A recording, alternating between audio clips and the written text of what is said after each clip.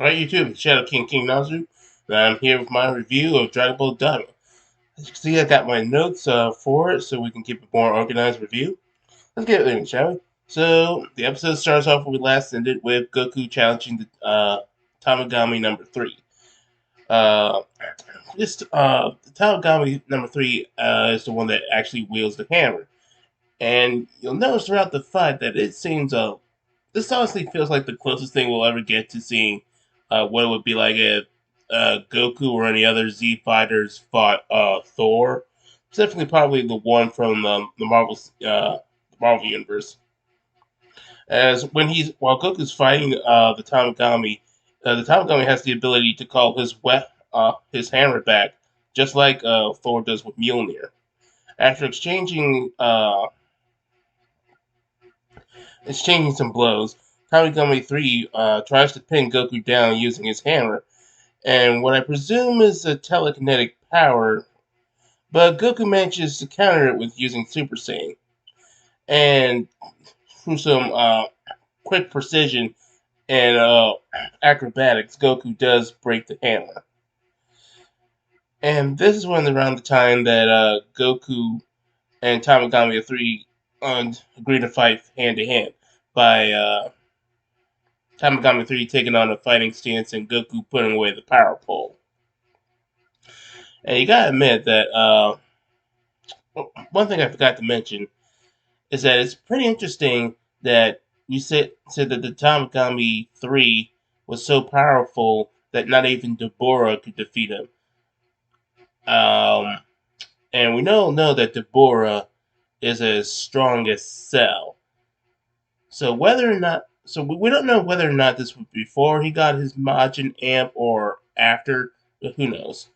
But to say, at the very least, he's around Cell's level. And yet, Goku and his base seem to be doing rather well against Tamagami 3, which means that Goku's gotten so powerful post Buu Saga that he could probably keep up with Cell in his base, and just his Super Saiyan form would probably be enough to beat him. Uh, and then we see Tamagami 3 and Goku exchange Ki Blast. Then they have a beam struggle. Tamagami using some random beam and Goku using the Kamehameha. And Goku wins the beam struggle with his Kamehameha. Tamagami 3 struggles, but then bounces the Kamehameha into the air. But Goku turns Super Saiyan 2 and elbows him in the stomach. Realizing he basically has no shot at this with someone who just became 100 times more powerful, Tamagami 3 surrenders the fight, much to Goku's slight disappointment. Yeah, to all you people who to all the people who were leaking out that Goku was going to lose this fight to Tamagami 3, and then he was either going to have to fight him again with some different strategy, or Vegeta was going to be the one to defeat Tamagami 3. Yeah, you're all a bunch of liars. Yeah, next time you want to give leaks, make sure they're actually accurate. But before Goku can have the Dragon Ball, he has to uh, play a guessing game. You know that guessing game where um, they put a ball under a cup, and they switch it around a whole bunch of different cups. And you have to guess what under is, and sometimes it might be under a cup, but other times it's not under it. It's some kind of trick, and you have to actually guess where it actually is. Yeah, it's that kind of game, and it's the latter. The Tamagami moves the cup so fast that even the Supreme Kai couldn't keep it up. Couldn't keep it up. Yeah, you need to work on your perception check there, Supreme Kai. Uh, Fortunately, Goku doesn't seem to have that trouble, as he points out that the Dragon Ball was being on top of a demon's head and earns Dragon Ball. See, now this is what I'm talking about. Goku does have some intelligence outside of just battle strategy. He's not stupid. He's just naive and uneducated, but he does have different forms of intelligence. and which are applicable outside combat.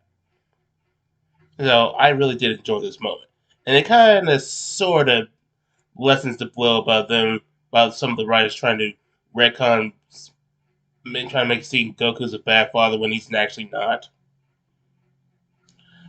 Uh, but thanks to this, Tamagami 3 actually honors his deal and gives him the Dragon Ball, and he also uses his power to repair the hammer. And we all see everybody celebrating. Tamagami 3 shows a great deal of respect towards Goku. It's a nice moment. It really shows that people are really drawn to Goku's character. Then we have Gloria reporting to Aritsu that Goku defeated Tamagami 3, which she didn't even expect that. Um, she didn't expect him to still be this strong, despite the fact that he was turned to a child and was supposed to be weakened. Uh, and then we have, after everybody celebrates and gets some supplies from the villagers, the gang leaves, and we see the Tamagami 3 practicing the Kamehameha pose. So, yeah, Goku really did have a good influence on him. And we also see that Pansy is still thinks that Ki Blast and Super Saiyan are magic, because she was just pretty much wild by the whole situation. And Goku says, yeah, it is kind of magic. So, well, thanks, Goku. You're not really helping the whole debate on Ki being magic or not. And this is probably going to introduce some more debates about, oh, if Goku says Ki is magic, does that mean he could go up against other magic users from different series? It's going to be a whole mess. And let's see, Glorio says that they're going to warp to enter the second demon realm and to travel by land and sea to avoid being detected by King Goma. But Pansy reminds them they disabled his men's communication, so she disabled Goma's men's communication. But Gloria points out that since Goku defeated the Tamagami, which nobody else has done, this whole information about Goku's victory is going to spread like wildfire. So it's only a matter of time before King Goma knows about Goku being here, and they'll try to make plans to get rid of him.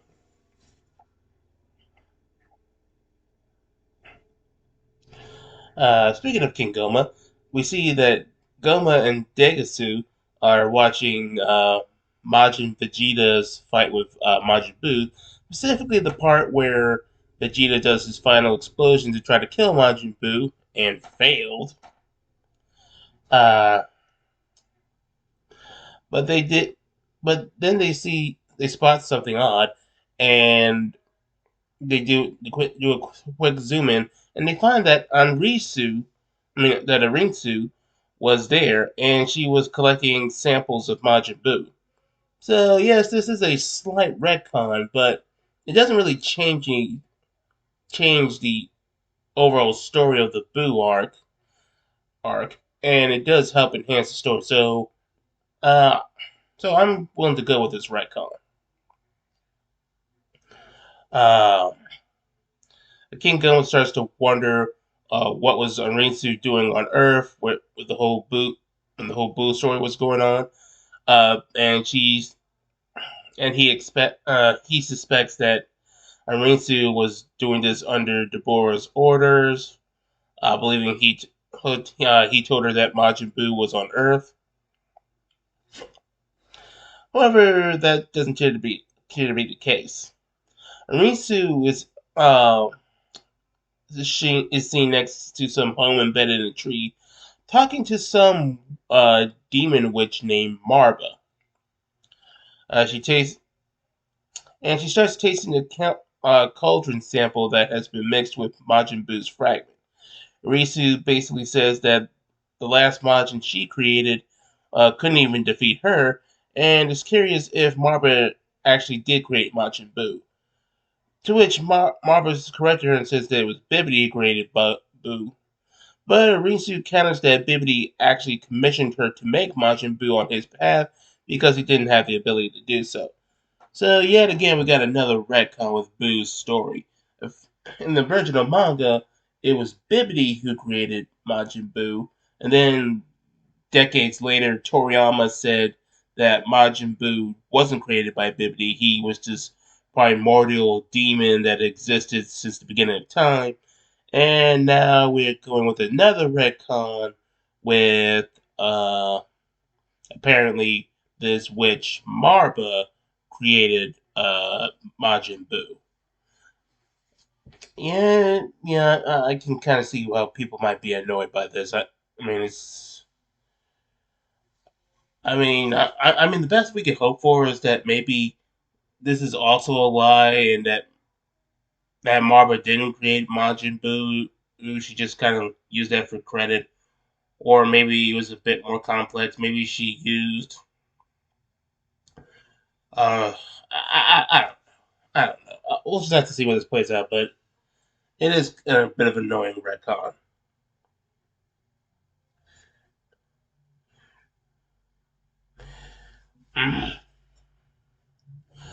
We do, however, get a new get a slight expansion of the lore that does actually isn't quite annoying.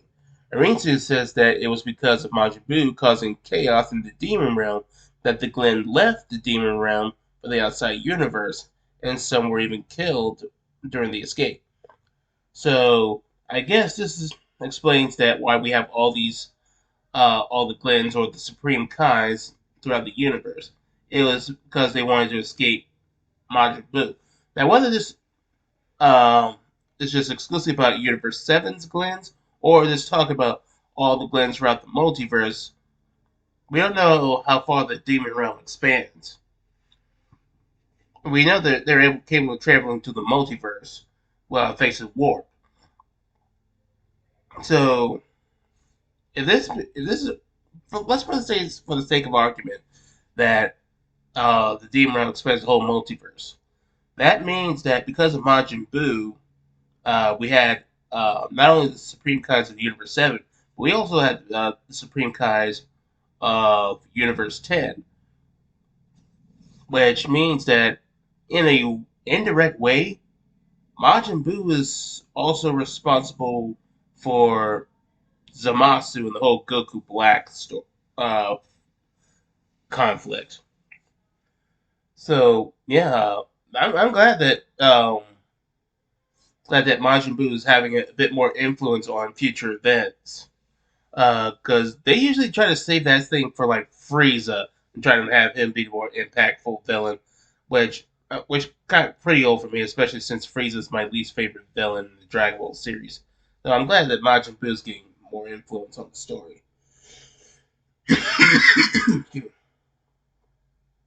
Marva says that Majin Buu was a fluke, and she doesn't really regard him as a success since despite being powerful, he couldn't be controlled. Arinsu wants Marba to make another Majin Buu, and Marba says that she wants to focus on this Majin being more controlled rather than being extremely powerful. Marba tells Arinsu to put her saliva into the cauldron so she'll be able to communicate with the new Majin without words and make it easier to control. I feel DeviantArt is going to take advantage of that scene and do a lot of perverted things with it. Yeah. Arinsu then says that Marba will be rewarded if Arinsu becomes the Supreme Demon Queen, but Marba reminds her that Goma, despite his weak physique, has powerful magic. And Arinsu says if this thing doesn't work out, she'll just use the Super Dragon Balls. I mean, not the Super Dragon Balls, the Demon Realm Dragon Balls. To which Marba is surprised that the Dragon Balls are being in effect, but Arinsu says that she has useful pawns. One of them has even gained one of the Dragon Balls. Anyway, next we see King Caden calling Hybus to tell that Goku had defeated Tamagami 3 and got the Dragon Ball, much to Vegeta, Piccolo, and Bulma's surprise. King then tells them to meet by warp, since they're heading to the second Demon Realm. Vegeta then asks, does the Demon Realm have its own set of Dragon Balls?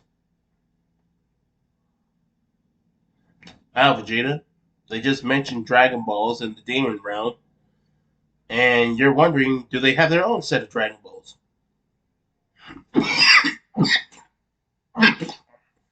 Sorry about that.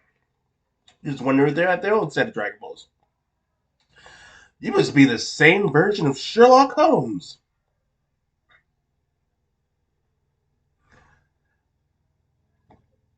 Anyway, Hypus says because of Vegeta's arrogant tone and way of phrasing that question. Hypus basically ignores him because he acts arrogantly despite not being the king, forcing Vegeta to politely ask much to his irritation. Hypus is starting to grow on me. I mean, any person who gets under Vegeta's skin is okay in my book. Anyway, that was the episode 8. All in all, I did really enjoy this episode. The pacing was much better. We got a cool fight scene between Goku and Tamagami 3. Lots of martial arts style combat mixed with the classic Dragon Ball of using Super Saiyan, Ki Blast, all the things that makes it. It was like a nice merger, a perfect balance between classic Dragon Ball and Dragon Ball Z slash Dragon Ball Z Kai slash Dragon Ball Super. Uh, and we got some expansion of the lore of Majin Buu, and the plot of the antagonist is expanding further, which keeps the plot progressing. The only negative is that we got another retcon of Majin Buu's origin, and it's going to be pretty hard to keep track of. And for people who have been following the series for a long time, it's going to be really annoying. But all in all, I would say this was a very good episode. Definitely one of the best episodes of Dragon Ball Daima. You guys tell me in the comment section down below. What do you guys think? Are you excited for this episode? Did you enjoy it? What were your favorite parts? And what are you looking forward to in the next episode? Let me know in the comment section down below, and I'll catch you mortals later.